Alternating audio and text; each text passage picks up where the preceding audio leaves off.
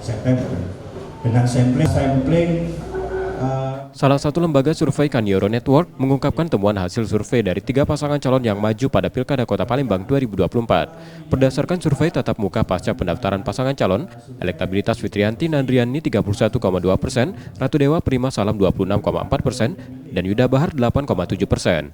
Hasil survei juga menyebut milenial lebih menyukai paslon Fitriyanti Nandriani, sementara generasi X pasangan calon Ratu Dewa Prima Salam lebih disukai responden yang berusia di antara 40-55 tahun. Sekarang masing-masing calon ini itu memperebutkan 33,5% ini, dengan nanti dia memberikan banyak atau dia menyampaikan visi misi dan program-program kerja yang sampai saat ini belum mereka sampaikan.